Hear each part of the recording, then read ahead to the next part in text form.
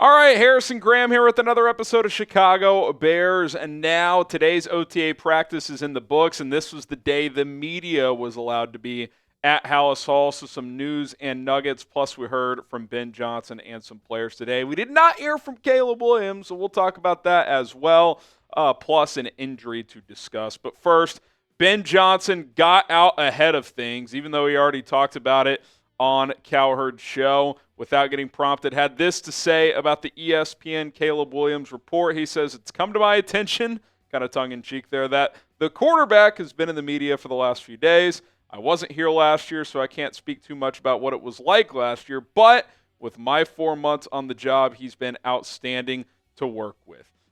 He also was asked, have you and Caleb talked to each other about it? He said they have. It kind of feels like the Bears' approach is to just make this go away. And look, I understand that. Like, there's a lot going on. You're trying to install. You're trying to focus on 2025. So they had Benton Johnson go on Cowherd. They had him jump out in front of it today. But they didn't have the quarterback himself talk about it, which I just don't really get that strategy.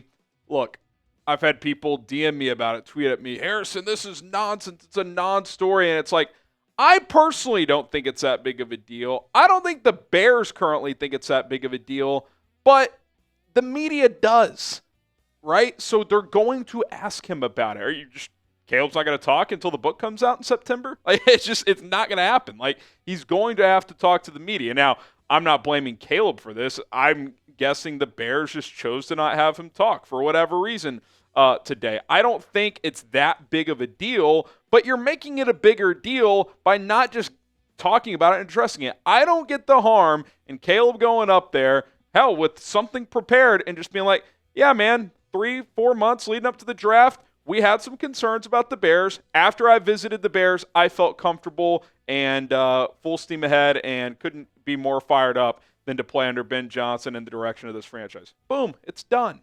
Like, I don't get just kind of trying to make this go away. It's a social media world. It's not going to go away. Again, I know people are going to be like, Harrison, stop talking about this. I don't really plan to talk about it much, but had he talked today and said it today, today'd be the last time I talk about it. So he'll get asked about it at some point, but they didn't have him talk to the media today. Now, Kevin Byard, veteran on this team captain last year, was asked about it, and I thought he had a good answer. He said, I didn't really think anything of it. That was before he was here. If that's how he felt, that's how he felt. I can't speak for him or his dad. Since he's been in the building and since I've been around him, I haven't noticed any of that. Every single day, he's trying to get better. He's a really good and talented QB in this league. That's what I see from him. Just working every single day, meeting with Ben, working with all those guys. We're trying to right the ship. We're trying to get this organization and this culture.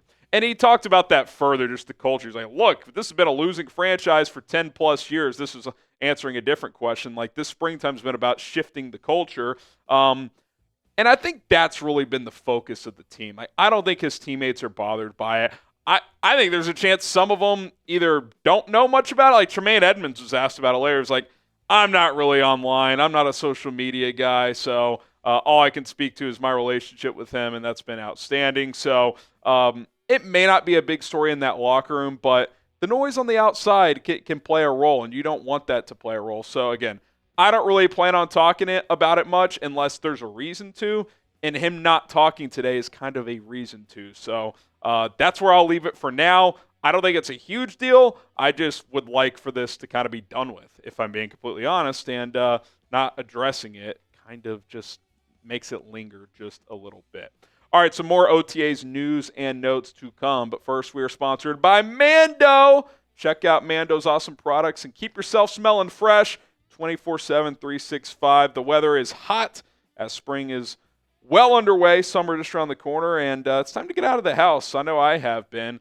Heading to the pool, playing some golf, hanging out outside, playing with my son. I'm looking forward to it even more because I've started using the Mando whole body deodorant because unlike some other deos I've tried, it can handle anything. When I say whole body, that's what I mean. Mando's whole body deodorant products are safe from head to toe, whether it's your pits, your balls, thigh folds, belly button, doesn't matter. Mando has you covered. Mando offers different deodorant products including the solid deodorant stick, the spray deodorant, and perhaps the most convenient one, and one I use quite a bit when I'm out and about, the deodorant wipes. They are very easy to dispose of. Mando Starter Pack is perfect for new customers out there. It comes with a solid stick deodorant, cream tube deodorant, 2 free products of your choice like the mini body wash and deodorant wipes, plus free shipping. We have an awesome deal for you. $5 off the starter pack with code CHAT right now. Check out their awesome products today with code CHAT. Got a couple of them right here. That equates to over 40% off the starter pack with code CHAT at shopmando.com. That's shopmando.com. Code CHAT, $5 off the starter pack. Check it out today. Tell them we sent you. A link is in the comments and in the description. Get started with Mando right now.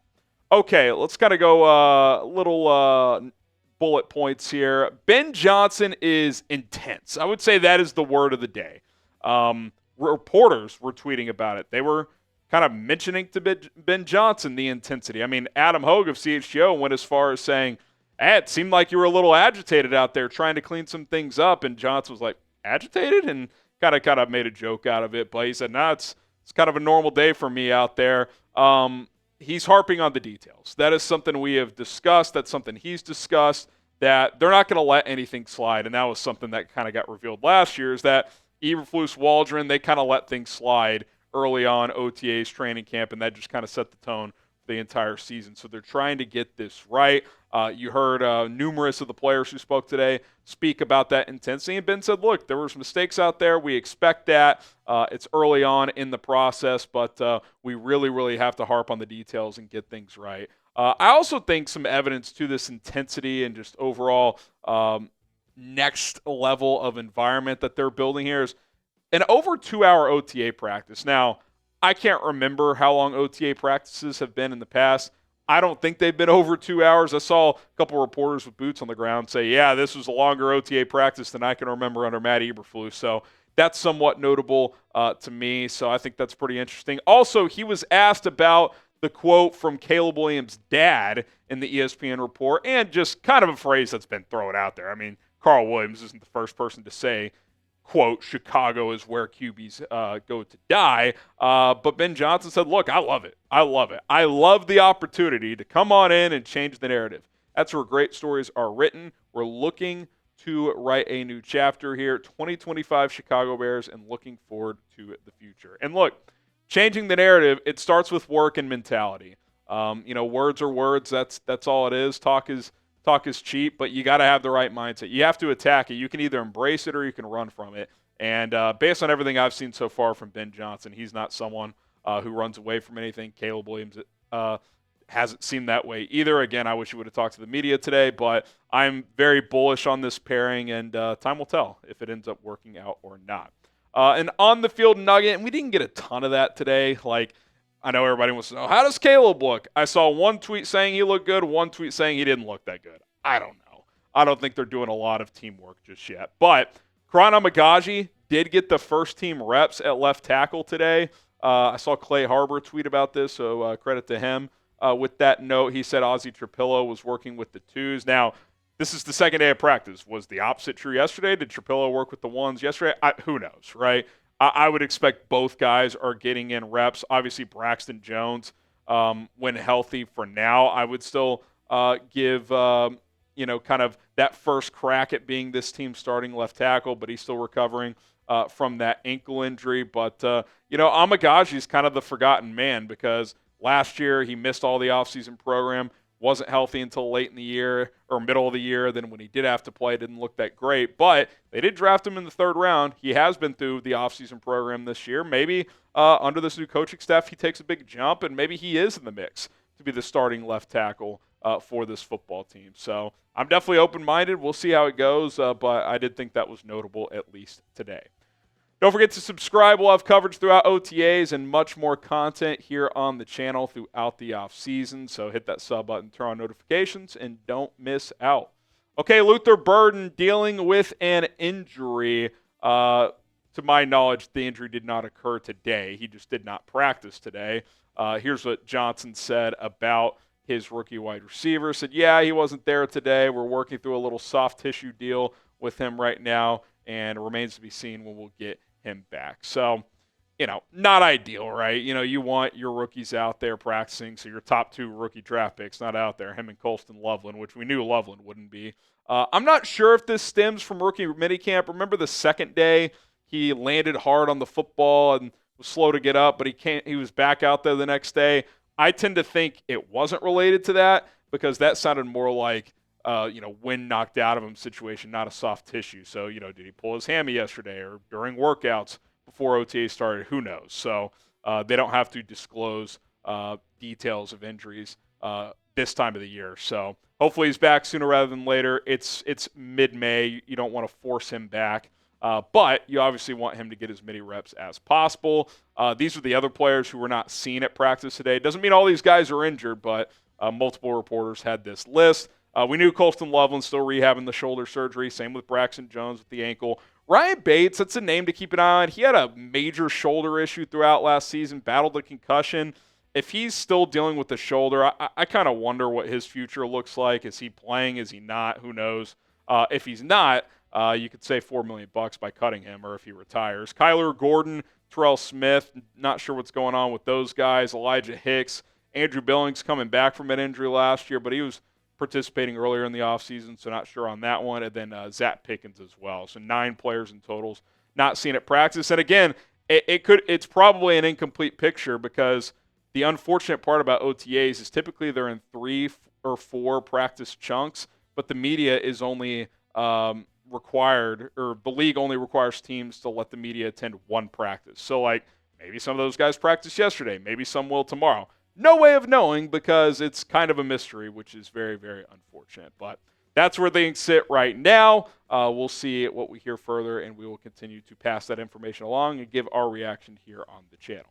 How concerned are you about Luther Burden's soft tissue injury? Scale of 1 to 10, I'll go like a 4. I mean, there's no reason to be super concerned. He's not a guy who was nicked up in college very much at all. But his play style could, lead to some soft tissue problems at some points in his career, so hopefully that's not something that lingers. But, you mainly want guys fully healthy for training camp, so ideally that'll be the case. All right, that's going to do it for this edition of Chicago Bears Now. I'm out of the office the next few days.